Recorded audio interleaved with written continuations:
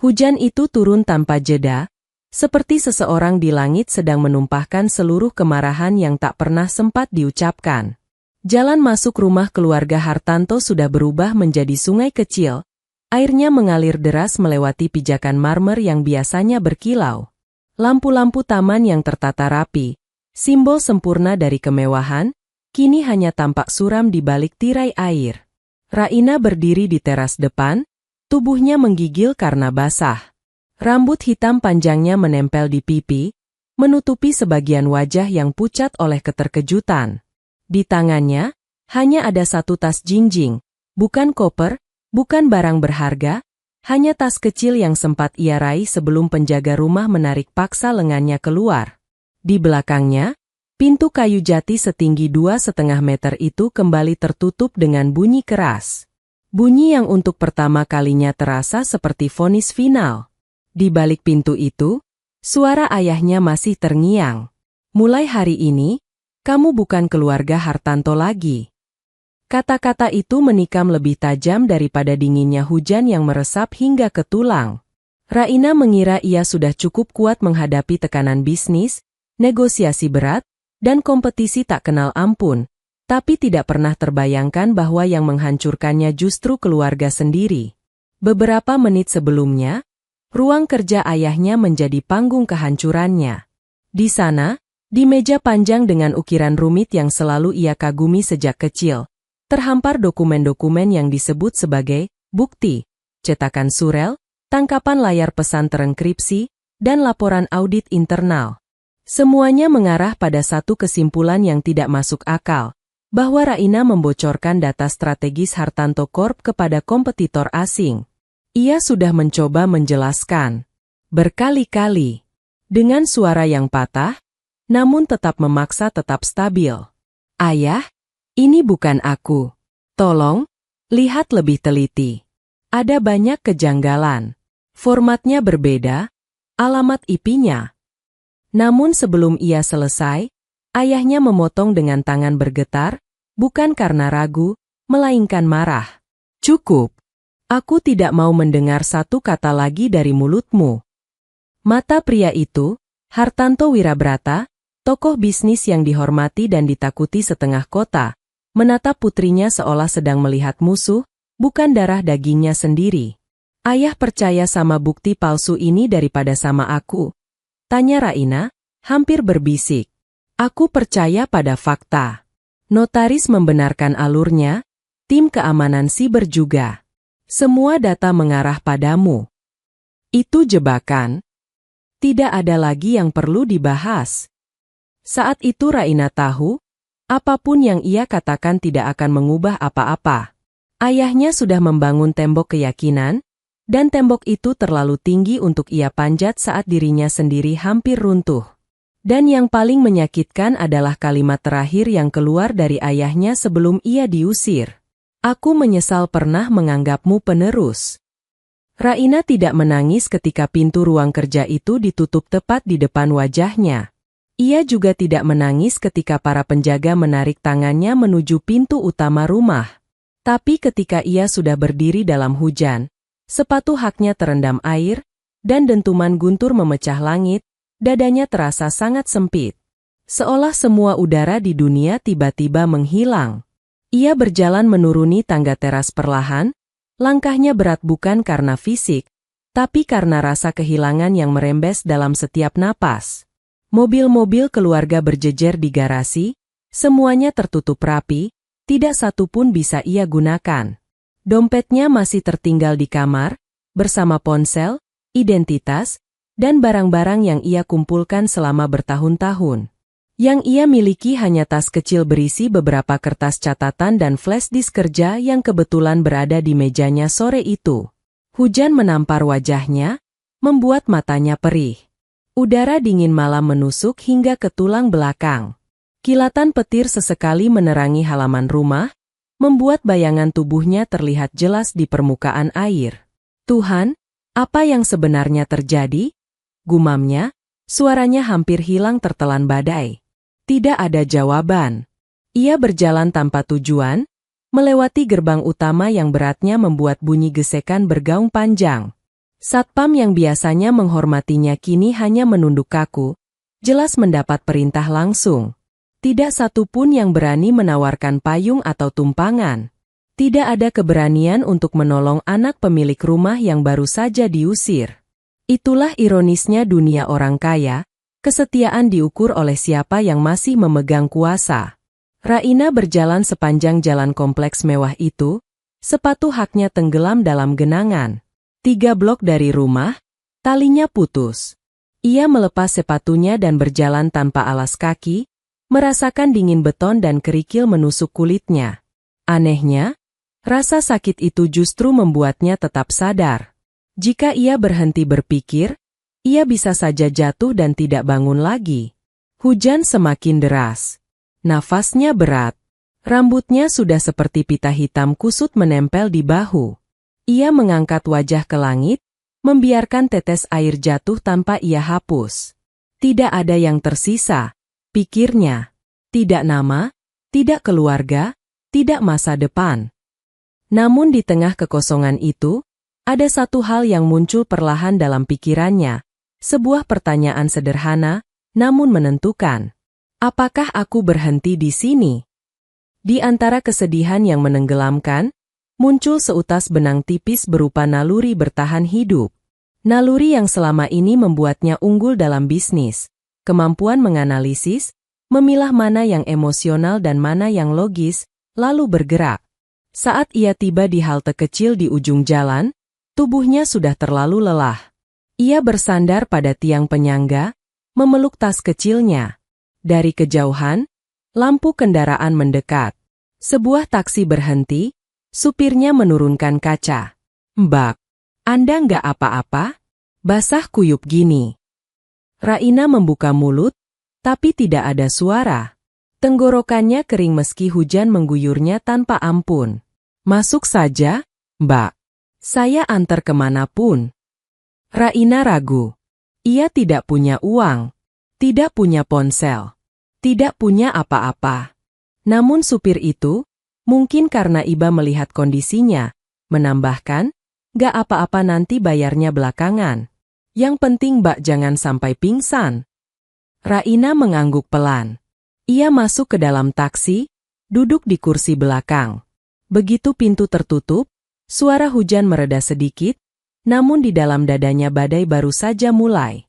Untuk pertama kalinya sejak diusir, air mata mengalir, bukan karena kelemahan, tetapi karena akhirnya ia mengizinkan dirinya merasakan sakit itu. "Kemana, Mbak?" tanya supir. Raina memandang keluar jendela, menatap kabut hujan yang menutupi kota. Entah bagaimana, ia mengucapkan jawaban yang bahkan tidak ia rencanakan. "Kemana saja, asal jauh dari rumah itu." Kalimat itu mengubah segalanya. Itu adalah keputusan pertama Raina sebagai seseorang yang tidak lagi memiliki nama besar di belakangnya. Saat taksi melaju, ia tidak tahu bahwa malam ini, di tengah hujan deras dan luka yang masih basah, sesuatu sedang bergerak menuju hidupnya, sesuatu yang kelak mengubah seluruh masa depannya. Seseorang menunggu di ujung takdirnya. Seseorang yang akan melihat potensi yang bahkan keluarganya sendiri abaikan. Dan di kursi taksi itu, dingin, basah, dan hancur, Raina tidak sadar bahwa ia sedang mengambil langkah pertama menuju sebuah identitas baru. Nara. Taksi itu berhenti di depan sebuah warung kopi kecil yang masih buka meski malam hampir lewat. Hujan sudah mulai mereda, hanya menyisakan gerimis halus yang menutup lampu-lampu jalan seperti lapisan kaca buram. Raina keluar perlahan, tubuhnya masih terasa berat, namun supir taksi tidak berusaha mendesak atau bertanya lagi. Ia hanya menunjuk ke warung itu. "Mbak bisa numpang dulu di situ. Biasanya mereka baik," katanya. Raina mengangguk. "Terima kasih. Saya benar-benar nggak bisa bayar sekarang." "Tidak masalah. Yang penting Mbak selamat dulu." Kebaikan sederhana itu terasa hampir asing. Di rumah Hartanto, orang baik adalah orang yang punya kepentingan. Di sini, seorang supir taksi yang tidak mengenalnya memberikan bantuan tanpa alasan. Raina menahan napas sejenak, mencoba mengumpulkan sisa-sisa keberanian sebelum melangkah. Warung kopi itu sederhana, lampu kuning temaram, beberapa kursi kayu, dan meja panjang tempat pengunjung duduk menyendiri atau berbicara pelan. Aromanya adalah kombinasi kopi hitam yang pekat dan hujan yang masuk bersama angin dari luar. Ketika Raina masuk, pemilik warung, perempuan parubaya dengan tatapan hangat, langsung menoleh. "Mbak, kedinginan begitu? Sini, duduk dulu." Tanpa menunggu jawaban, ia mengambilkan handuk kecil. "Pakai ini, ya." Raina menerima handuk itu dengan tangan sedikit gemetar. "Terima kasih." Ia duduk di sudut, menunduk.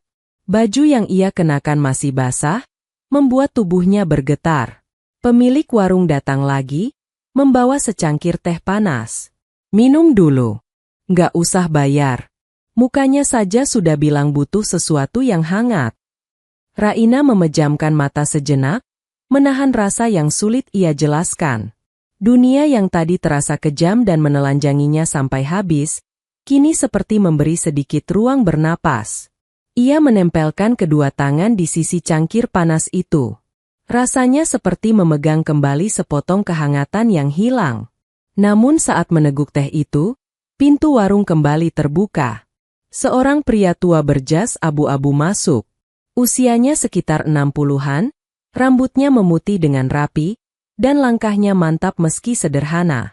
Tidak ada tanda-tanda kemewahan berlebihan, tapi caranya membawa diri menunjukkan pengalaman panjang dalam dunia di mana keputusan kecil dapat mengubah masa depan orang lain. Raina tidak memperhatikan pria itu pada awalnya. Ia terlalu sibuk berusaha tenang, mengatur napas, dan menghindari bayangan wajah ayahnya yang terus muncul dalam pikirannya. Namun pria itu memperhatikannya.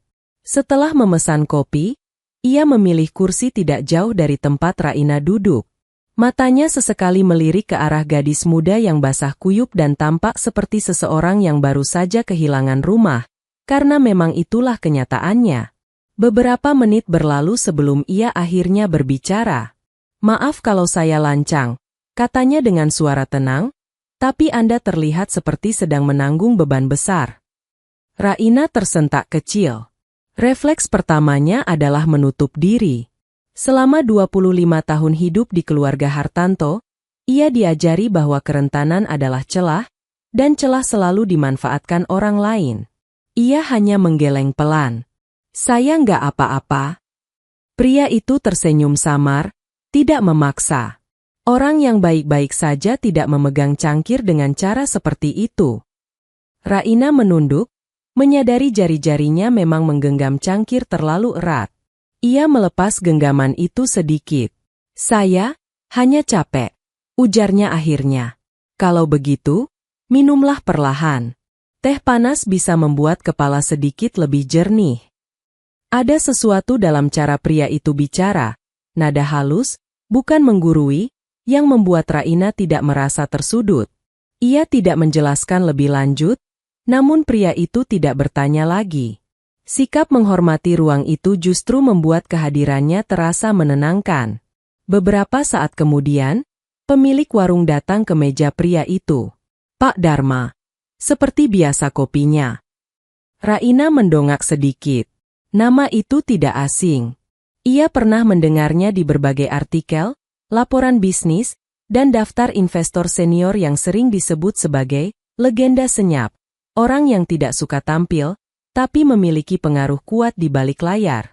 Pak Dharma, investor veteran, ahli strategi pasar, penanam modal yang terkenal karena ketepatannya membaca peluang. Raina menunduk lagi, tidak ingin menarik perhatian. Ia mengenali namanya, tetapi tidak ingin dikenali balik, terutama dalam kondisi seperti ini. Sayangnya, kehati-hatiannya justru membuat Pak Dharma lebih memperhatikan. Ketika ia selesai dengan kopinya, pria itu menatap Raina lagi. "Anda punya tatapan seseorang yang terbiasa memikirkan banyak hal dalam hitungan detik," katanya. "Itu ciri orang yang pernah bekerja dengan tekanan besar." Raina menahan napas. Ia tidak ingin menjawab, tetapi pria itu melanjutkan, suaranya ringan, tidak menuntut. Pekerjaan seperti itu tidak bisa ditinggalkan begitu saja. Meski seseorang diusir dari tempat asalnya sekalipun, kepalanya tetap bekerja. Kata, diusir, membuat jantung Raina tersentak. Ia menoleh perlahan. Anda dengar dari siapa? Tanyanya, suaranya hampir bergetar. Pak Dharma mengangkat sedikit alisnya. Saya tidak dengar apapun. Tapi saya sudah terlalu lama melihat raut wajah orang-orang yang kehilangan rumah, pekerjaan, atau posisi. Ekspresi Anda cocok dengan semuanya. Raina terdiam. Kemudian, setelah beberapa saat, ia bertanya pelan, kalau Bapak sudah lihat banyak, apa, ada yang berhasil bangkit? Pak Dharma tersenyum kecil. Lebih banyak daripada yang Anda kira. Asal mereka berhenti sibuk menyalahkan diri sendiri, dan mulai mencari tahu siapa yang sebenarnya menjatuhkan mereka. Raina mengangkat wajah sepenuhnya, pertama kalinya sejak masuk warung. Saya tidak tahu harus mulai dari mana. Mulailah dari sini, kata Pak Dharma sambil mengetuk meja pelan. Tenang. Napas. Jernihkan kepala. Ia meneguk kopinya sebelum menambahkan, dan setelah itu, mulai dengan satu pertanyaan penting. Raina menunggu. Siapa yang paling diuntungkan dari Anda jatuh? Pertanyaan itu menghantam lebih keras daripada hujan yang membasuhnya tadi. Untuk pertama kalinya setelah kehancuran itu terjadi, sesuatu bergerak dalam pikiran Raina, bukan rasa sakit, bukan kebingungan, melainkan potongan kecil dari pola yang mulai terlihat. Ia menatap Pak Dharma, dan pria itu mengangguk seolah mengerti apa yang baru saja terjadi di dalam kepala gadis muda itu. Kita tidak kebetulan bertemu, katanya tenang.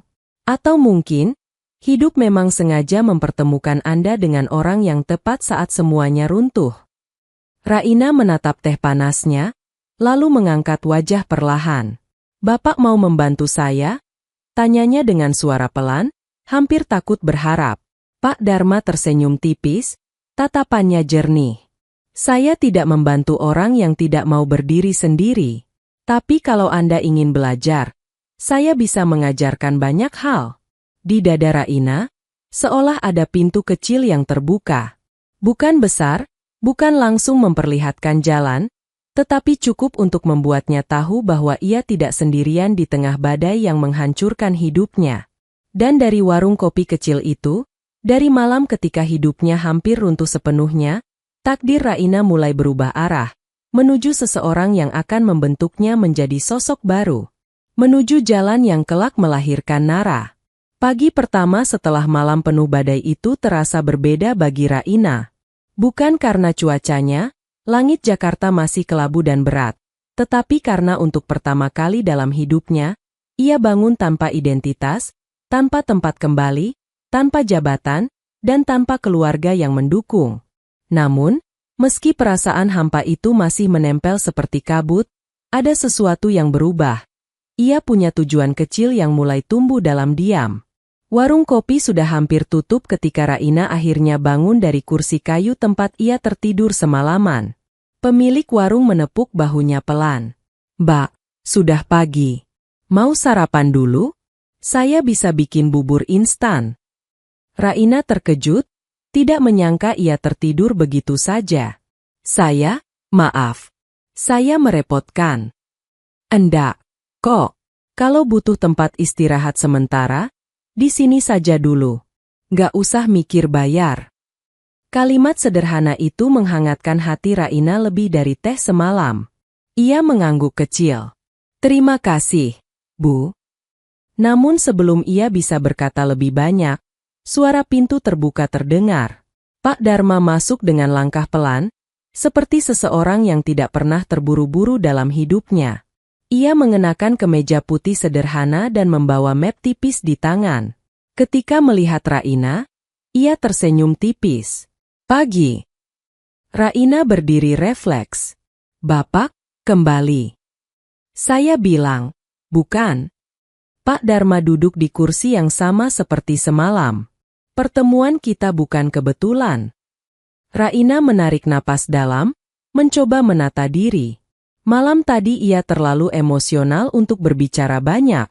Sekarang pikirannya lebih jernih, meski luka di dalamnya masih menganga. Pak Dharma membuka map yang ia bawa. Ada beberapa kertas berisi grafik sederhana, potongan berita ekonomi, dan diagram rantai pasok industri manufaktur. Begini, katanya sambil mendorong map itu ke arah Raina. Kalau Anda benar ingin bangkit, saya ingin melihat dulu bagaimana Anda membaca ini. Raina duduk di seberangnya. Tangan masih gemetar sedikit, namun matanya mulai fokus. Pak Dharma memperhatikan, tetapi tidak mengganggu. Analisis rantai pasok, gumam Raina, membaca isi halaman pertama. Ini, data 5 tahun terakhir. Ya, ambil waktu Anda. Raina membolak-balik halaman itu. Semua informasi tampak familiar. Bukan karena ia pernah melihatnya, tetapi karena ini adalah dunia yang dulu ia hidupi setiap hari. Raina pernah menjadi bagian penting dari Departemen Strategi di Hartanto Corp. Ia terbiasa membaca tren pasar, memetakan potensi risiko, dan mencari celah kompetitor. Tangannya bergerak semakin stabil. Setelah hampir 10 menit, ia menutup map itu. Jelaskan, kata Pak Dharma. Raina menarik napas, lalu mulai bicara. Rantai pasok ini mengalami tekanan menahun. Pada tahun ketiga, terjadi fluktuasi pemasokan bahan baku akibat ketergantungan pada 3 perusahaan kecil. Jika salah satu dari mereka goyah, seluruh struktur produksi bisa runtuh. Perusahaan besar yang ada di pusat rantai pasok ini terlalu percaya diri, padahal kekuatan mereka justru berada di pemasok kecil yang sering diabaikan. Pak Dharma mendengarkan seksama. Teruskan. Jika seseorang ingin mengguncang pusat rantai pasok ini, lanjut Raina, caranya bukan menyerang perusahaan besar itu langsung, tapi mengambil alih pemasok kecil, memastikan kendali penuh secara perlahan, dan menunggu momen ketika perusahaan besar tak bisa lagi menutupi kerentanan mereka. Ia berhenti sejenak. Itu cara yang paling efektif. Pak Dharma tersenyum. Bagus. Raina merasakan dadanya menghangat. Sudah lama ia tidak mendapat pengakuan, apalagi dari seseorang seperti Pak Dharma. Walau begitu, lanjut Pak Dharma, Anda bicara seperti seseorang yang memahami struktur besar, tapi tidak seperti orang yang pernah benar-benar ingin menjatuhkannya. Raina menatapnya bingung. Maksud Bapak? Orang yang ingin balas dendam biasanya terburu-buru, kata Pak Dharma. Anda tidak. Anda memetakan alurnya, tapi dengan jarak yang tenang. Seperti analis, bukan penyerang. Raina terdiam. Ia tidak tahu apakah itu sebuah pujian atau peringatan. Pak Dharma kemudian bertanya, apa yang ingin Anda lakukan sekarang, Raina? Pertanyaan itu menampar lebih keras dari apapun. Seluruh peristiwa semalam seketika kembali menghantam. Wajah ayahnya, fitnah, bukti palsu, hujan, dan pintu rumah yang menutup di belakangnya. Raina menggenggam kedua tangannya di meja. Saya tidak tahu. Pak Dharma mencondongkan tubuh sedikit. Baik, kalau begitu saya beri Anda 2 pilihan. Raina menatapnya. Pertama, Anda bisa menerima apa yang terjadi dan memulai hidup baru yang sederhana. Pekerjaan biasa, tempat tinggal kecil, dan masa depan tanpa tekanan. Banyak orang memilih itu, dan mereka bahagia. Raina memahami kemungkinan itu. Dan jujur, sepotong dirinya hampir menyerah ke arah itu. Tapi, lanjut Pak Dharma, ada pilihan kedua. Udara seolah menegang. Anda bisa belajar dari awal, dari dasar, tentang investasi, strategi, pergerakan pasar, membaca permainan orang, dan mengendalikan keadaan meski tanpa nama besar di belakang Anda. Raina merasakan degup jantungnya meningkat. Belajar agar suatu hari nanti, Pak Dharma menatapnya dalam, Anda bisa mengambil kembali apapun yang pernah dicuri dari Anda, tanpa harus mengotori tangan atau membalas secara brutal. Hanya dengan kecerdasan dan ketepatan. Raina menelan ludah. Kenapa Bapak menawarkan ini pada saya? Tanyanya pelan. Karena saya pernah melihat orang lain jatuh seperti Anda. Jawabnya jujur. Tapi tidak semua diberi kesempatan untuk bangkit. Dan Anda punya mata yang belum menyerah. Raina merasakan sesuatu berdetak halus di dada. Bukan kemarahan, bukan kesedihan, melainkan tekad kecil yang baru lahir. Pak Dharma menambahkan, tapi saya hanya membimbing. Anda yang harus memutuskan. Anda ingin hidup dengan nama lama Anda, atau menciptakan nama baru yang tidak bisa disentuh siapapun. Nama baru. Raina memejamkan mata sejenak, membiarkan kata-kata itu bergema. Nama baru berarti kesempatan memperbaiki hidup, membangun dari bawah, dan memutus rantai luka yang diikatkan oleh keluarga sendiri. Nama baru berarti kebebasan, tapi juga berarti perjalanan panjang, melelahkan, dan penuh risiko. Namun ketika ia membuka mata kembali, tatapannya lebih mantap dari sebelumnya. Saya mau belajar. Pak Dharma tersenyum. Kalau begitu, mulai hari ini, anggaplah hidup Anda dimulai dari titik nol. Tidak ada Hartanto. Tidak ada masa lalu yang menahan Anda. Yang ada hanya jalan yang akan Anda bangun sendiri. Raina mengangguk. Saya siap. Bagus, ujar Pak Dharma sambil berdiri. Kita mulai sore nanti. Ada banyak hal yang harus Anda pelajari. Ia mengambil map itu kembali, namun memberi satu halaman kepada Raina, diagram rantai pasok yang tadi ia analisis. Simbol pertama dari perjalanan baru Anda. Raina menggenggam kertas itu erat. Ketika Pak Dharma berjalan menuju pintu, ia berhenti sebentar dan menoleh.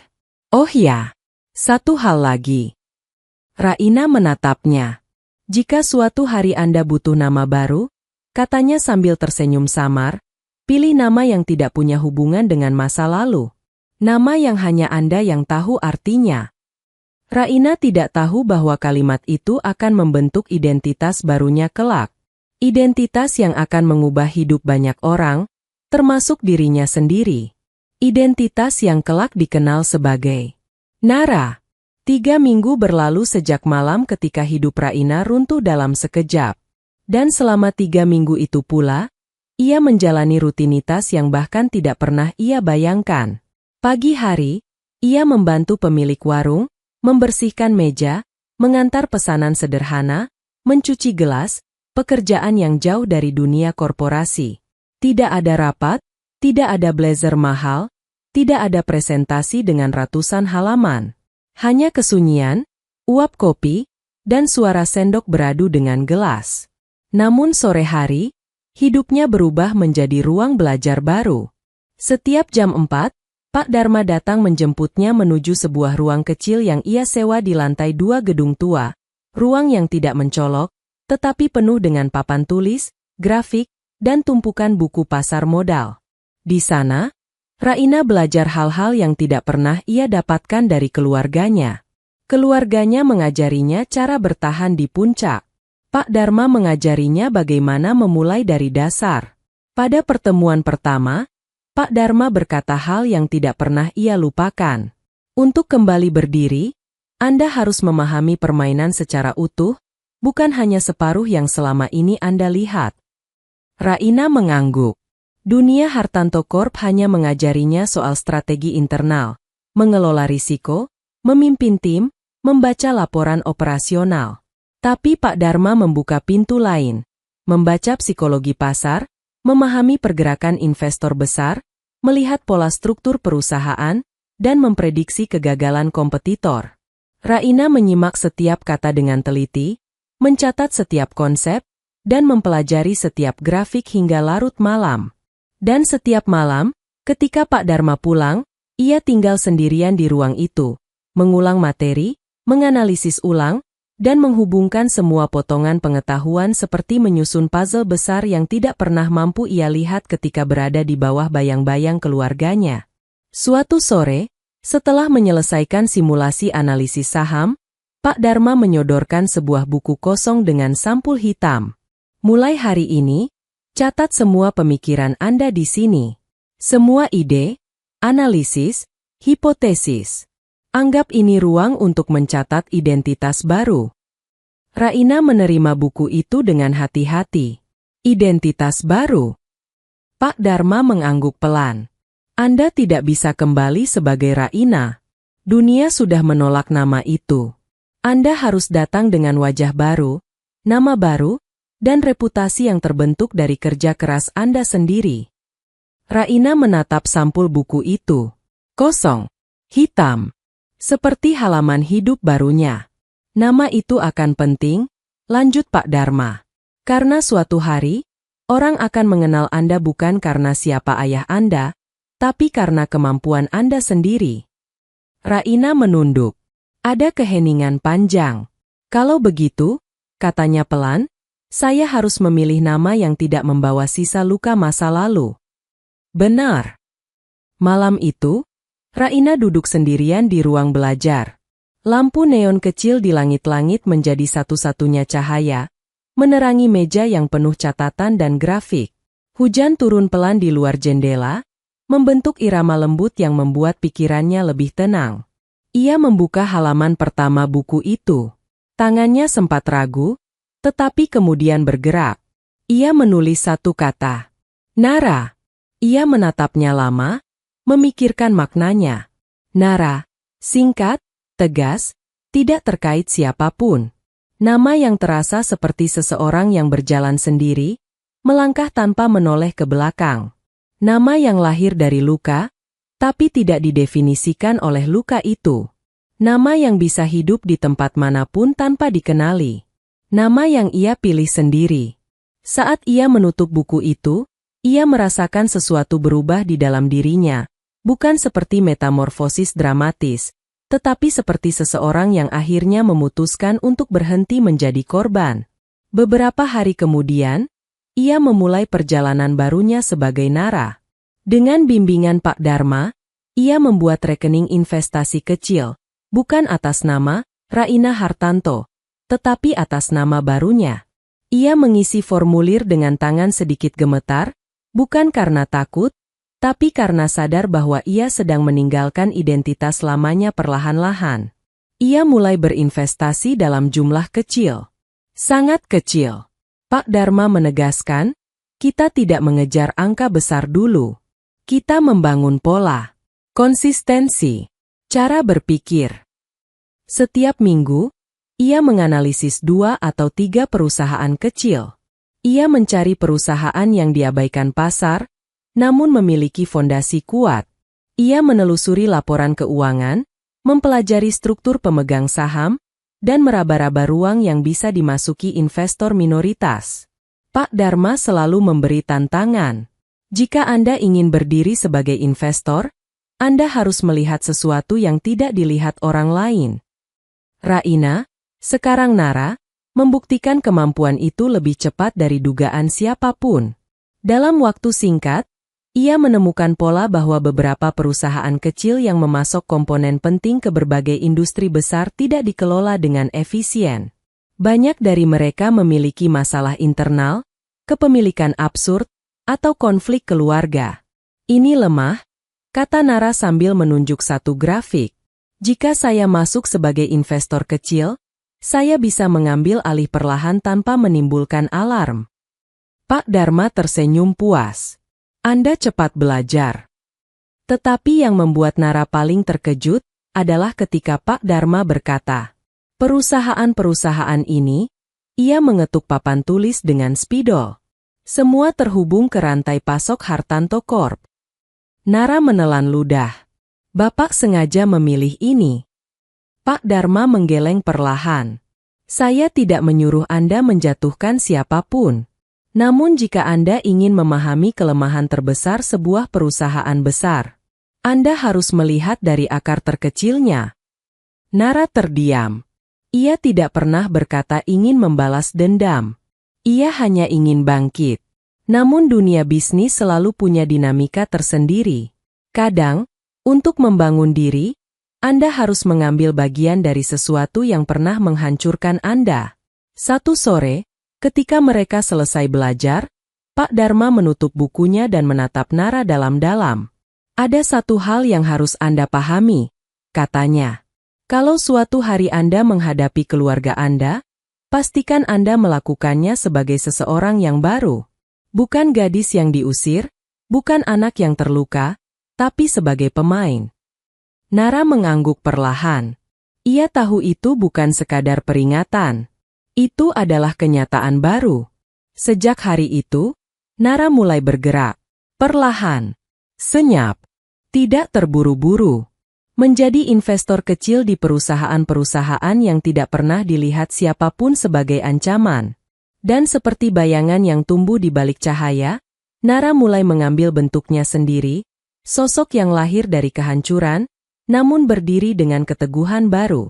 Sosok yang tak lagi memiliki rumah, tetapi memiliki arah. Sosok yang suatu hari akan mengguncang Hartanto Corp dari akar paling dalamnya. Tanpa siapapun sadar bahwa sosok itu sebenarnya adalah Raina. Atau lebih tepatnya, Raina yang sudah mati, dan Nara yang baru saja lahir. Hari-hari setelah Nara memenangkan tender besar itu berubah menjadi masa paling sibuk dalam hidup Raina. Namun berbeda dengan kehidupan lamanya, yang penuh sorotan, rapat keluarga, dan tatapan penilaian, kali ini semuanya dilakukan dalam keheningan elegan seorang pemain bayangan. Tidak ada nama Hartanto yang menempel pada dirinya, tidak ada beban warisan, tidak ada tekanan untuk membuktikan diri kepada siapapun. Ia bekerja sebagai dirinya sendiri, bebas dari ekspektasi siapapun selain dirinya. Sejak tender dimenangkan, media mulai memperbincangkan sosok investor baru yang agresif namun misterius. Para analis korporasi membahas bagaimana strategi Nara terlihat sangat matang, seolah ia sudah bertahun-tahun menyelami industri tersebut. Mereka tidak tahu bahwa Raina membawa seluruh masa lalunya ke medan baru, dan masa lalu itu, yang dulu membuatnya hancur, kini menjadi rencana cerdas yang tak terbantahkan. Raina duduk di ruang kerja kecilnya, ruangan yang sederhana, jauh berbeda dari kantor lamanya yang penuh lukisan mahal dan karpet tebal. Meja kayu, lampu kerja berwarna hangat, dan papan tulis yang penuh coretan strategi. Apa yang tampak sederhana itu sebenarnya adalah pusat kendali dari puluhan perusahaan kecil yang kini perlahan bergerak mengikuti arah yang ia tentukan. Pak Dharma masuk sambil membawa 2 cangkir kopi hitam. Kau melewatkan makan siang lagi. Aku tidak lapar, jawab Raina tanpa menoleh. Pria itu mendesah. Raina, atau Nara, siapapun dirimu saat ini, tubuhmu tetap hanya satu. Kau butuh jeda. Raina akhirnya menoleh, tersenyum tipis. Setelah ini, aku harus menyelesaikan analisis pergerakan saham yang masuk dari tim legal tadi pagi. Ada pola yang mencurigakan. Pak Dharma meletakkan kopi dan duduk di sampingnya. Kecurigaanmu biasanya tepat. Tunjukkan. Raina memutar layar laptop, memperlihatkan grafik fluktuasi saham Hartanto Corp 2 minggu terakhir. Ada yang mencoba mempertahankan harga saham agar terlihat stabil. Rumor tender gagal seharusnya mengguncang lebih keras dari ini. Seseorang di dalam sedang menahan kepanikan. Kau tahu siapa? Raina mengangguk pelan. Ayahku. Pak Dharma menatapnya dalam-dalam. Jika itu berat, kau boleh berhenti. Kau sudah menang sebagian besar peperangan. Tidak perlu memaksakan semuanya. Namun Raina menggeleng pelan. Mantap. Aku tidak melakukan ini untuk balas dendam. Aku melakukan ini agar kebenaran muncul. Dan agar perusahaan itu, yang pernah kuberi seluruh hidupku, tidak jatuh ke tangan orang yang salah. Pak Dharma tersenyum kecil. Kalimat itu sudah cukup menunjukkan bahwa kau berbeda dari banyak pemain bisnis yang pernah kutemui. Beberapa hari kemudian, rapat direksi Hartanto Corp berlangsung dalam suasana yang tegang. Dion duduk di kursinya sambil memeriksa laptop berulang kali. Wajahnya pucat. Ia mencoba menyembunyikan kegelisahannya, namun ekspresi tubuhnya terlalu jelas. Saham kita mulai melemah lagi, ujar salah satu direktur senior, Hardy. Investor semakin tidak percaya. Mereka mempertanyakan keputusan-keputusan 6 bulan terakhir. Pak Hartanto hanya mengangguk tanpa memberi jawaban. Wajahnya terlihat lebih tua dalam waktu singkat. Peristiwa pengusiran Raina telah membekas dalam dirinya, meski ia menolak mengakuinya secara terbuka. Sejak tender besar itu direbut Nara, ia seperti bayangan dirinya yang dulu, diam, hilang arah, dan mudah terpancing emosi. PKN Group telah menarik investasinya, lanjut direktur lain. Dan investor yang masuk sebagai penawar tender itu, Nara, siapapun dia, kini memiliki setidaknya 12 perusahaan yang menjadi pemasok inti kita. Ruang rapat hening seketika. Dion mengepal tangan di bawah meja. Kita bisa alihkan pemasok. Ada alternatif lain. Alternatif itu 2 kali lebih mahal, sahut Hardy. Jika kita lakukan sekarang, Marin kita hancur. Jika tidak kita lakukan, Nara bisa menekan kita dari pasokan. Ini ulah seseorang yang sengaja ingin menjatuhkan kita, seru Dion. Kalau iya, maka orang itu mengenal struktur perusahaan ini luar dalam, ucap Hardy dingin. Dion menelan ludah, tapi ia berusaha tetap tenang. Lihat saja, nanti aku temukan siapa pemainnya. Namun suara ketua dewan tiba-tiba memotong. Tidak perlu jauh-jauh. Kita akan temui dia langsung minggu depan. Nara resmi meminta hadir dalam rapat umum pemegang saham. Dia pemilik mayoritas baru. Semua orang seketika terpaku, termasuk Dion, yang kini tampak benar-benar panik. Sementara itu, Raina mendengarkan kabar tersebut dari telepon yang dibacakan oleh asistennya. Ia tidak tersenyum, tidak menghela napas lega, tidak menunjukkan kemenangan. Ia hanya menutup laptop perlahan. Waktunya sudah tiba, ucapnya. Pak Dharma memandangnya khawatir. Kau siap? Raina mengangguk. 6 bulan aku hidup di kegelapan. 6 bulan aku tenggelam dalam caci maki, fitnah, dan rasa dibuang. Hari itu, aku akan berdiri di hadapan mereka tanpa harus membuktikan apapun. Aku hanya akan menunjukkan kebenaran. Ia berdiri dari kursinya, mengambil map berisi dokumen valid yang membongkar rekayasa Dion. Dan setelah itu, lanjutnya tanpa emosi. Aku akan mengembalikan perusahaan itu ke jalurnya, atau kubiarkan hancur dengan sendirinya, jika mereka tidak sanggup menerima perubahan. Pak Dharma menepuk bahunya lembut. Tidak semua orang bisa bangkit sepertimu. Apapun yang terjadi nanti, kau sudah menang dalam hal yang lebih penting.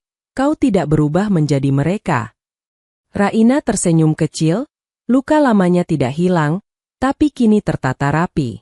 Aku tidak ingin menjadi mereka, Pak. Aku hanya ingin menjadi diriku sendiri. Ia menatap keluar jendela, ke kota yang dulu menyaksikan kehancurannya, kini menjadi panggung kebangkitannya. Dengan langkah pelan namun pasti, Raina menutup map itu dan berkata, "Aku siap kembali." Hari rapat umum pemegang saham Hartanto Corp datang lebih cepat dari yang dibayangkan. Sejak pagi, gedung pusat perusahaan itu terlihat jauh lebih sibuk daripada biasanya. Para karyawan senior yang biasanya tenang kini terlihat gelisah.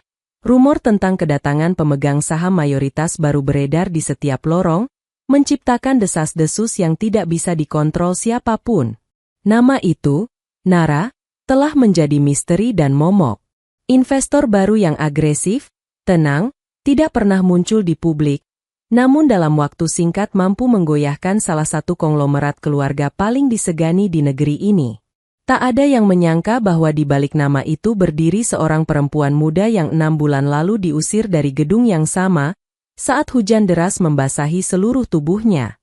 Seorang perempuan yang, pada hari itu, tak lagi diakui sebagai keluarga. Hari ini, ia kembali. Raina tiba dengan pakaian yang sederhana namun elegan. Setelan hitam tanpa ornamen, rambut disanggul rapi, dan wajah tanpa ekspresi. Tidak ada perhiasan mahal seperti yang dulu biasa ia kenakan sebagai putri keluarga Hartanto. Ia tidak ingin membawa masa lalu itu. Ia datang sebagai dirinya sekarang, sebagai Nara, pemilik mayoritas saham. Pak Dharma berjalan di sampingnya, memberikan kehadiran yang menenangkan. Jika kau ingin keluar sebelum rapat dimulai, itu masih mungkin, kata pria itu. Raina menggeleng kecil. Tidak, Pak. Aku bukan Raina yang dulu. Aku datang untuk menyelesaikan ini. Mereka melangkah memasuki lobi gedung, dan suara-suara yang mengenal wajahnya langsung berhenti. Beberapa karyawan menunduk, sebagian lagi menatapnya dengan kebingungan. Tak ada yang berani menyapa, semua sulit percaya bahwa perempuan yang pernah diusir itu sekarang kembali, berjalan dengan kepala tegak. Beberapa mengenal wajahnya. Beberapa hanya mengenal nama Nara, investor misterius. Hari ini, dua identitas itu akan menyatu. Rapat umum pemegang saham berlangsung di ruangan besar dengan dinding kaca yang memperlihatkan pemandangan gedung-gedung tinggi Jakarta. Kursi direksi berada di depan, dipisahkan dari kursi pemegang saham dengan meja panjang. Pak Hartanto duduk di kursi tengah, wajahnya tampak lebih tua beberapa tahun. Ia menatap daftar kehadiran rapat, mencoba menyembunyikan kegelisahan. Dion duduk di sampingnya, dan sejak tadi pria itu tidak bisa diam, kakinya gelisah, dahinya basah, dan ia terus memeriksa ponselnya. Ketika pintu utama terbuka, suara percakapan ruangan langsung mereda. Raina melangkah masuk. Semua mata membelalak. Beberapa direksi saling berbisik, sebagian lagi terpaku tak percaya. Pak Hartanto hampir berdiri karena terkejut, namun tubuhnya melemah di tengah gerakan itu. Ia hanya bisa menatap putrinya dengan mata yang tak terbaca. Campuran syok, rasa bersalah, dan bingung. Dion membelalak, seluruh wajahnya kehilangan warna. Raina berjalan ke depan tanpa terburu-buru. Ia menyerahkan dokumen kepada panitia rapat. Saya Nara, ucapnya tenang, pemegang 52,8% saham. Keheningan ruangan semakin tebal. Tak ada suara yang berani mendebat pernyataan itu. Dokumennya valid, dan data transaksi bulan-bulan terakhir telah dikonfirmasi sebelum rapat. Raina menatap seluruh ruangan. Hari ini, katanya pelan namun tegas, saya hadir untuk menyampaikan kondisi perusahaan dan mengajukan beberapa perubahan. Pak Hartanto akhirnya berhasil bersuara, meski suaranya bergetar. Raina, apa maksud semua ini? Raina menatap ayahnya, tatapan yang dingin namun bukan kebencian, melainkan jarak yang panjang dan menyakitkan. Saya hadir sebagai Nara, bukan sebagai Raina Hartanto. Dion berdiri tiba-tiba.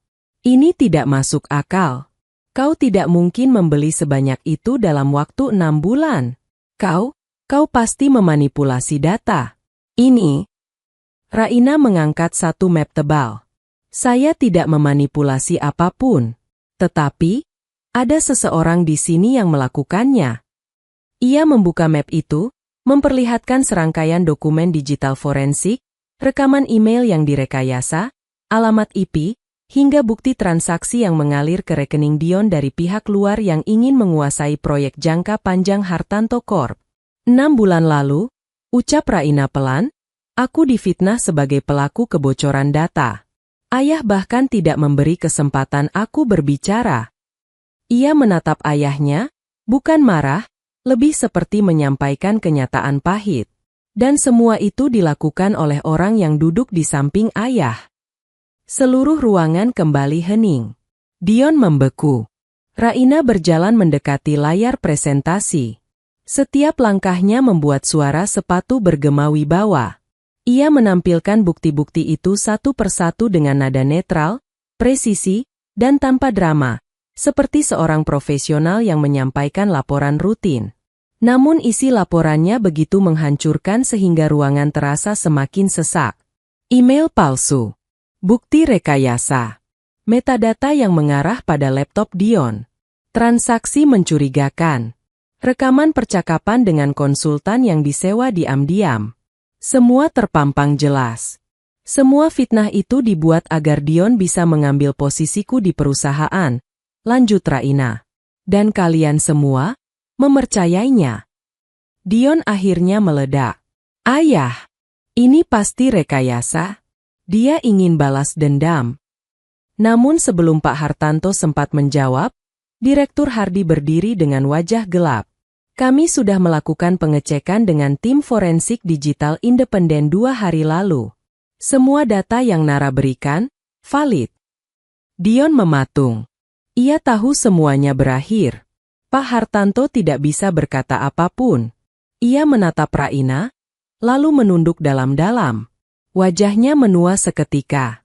Raina kembali duduk tenang, lalu berkata, "Saya tidak datang untuk menghancurkan siapapun. Saya datang agar kebenaran berdiri di tempatnya." Ia berhenti sejenak, lalu melanjutkan. "Mulai hari ini, saya mengambil alih posisi ketua perusahaan. Direksi akan direstrukturisasi. Dan Dion?" Ia menatap sepupunya untuk terakhir kali. "Akan melalui proses hukum lengkap atas semua tindakan manipulasi dan fitnahnya."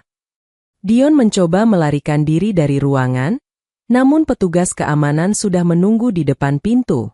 Ketika rapat selesai dan ruangan mulai kosong, hanya Raina dan ayahnya yang tertinggal.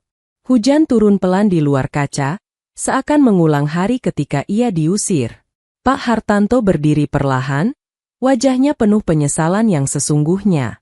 "Raina, maafkan ayah," ucapnya lirih.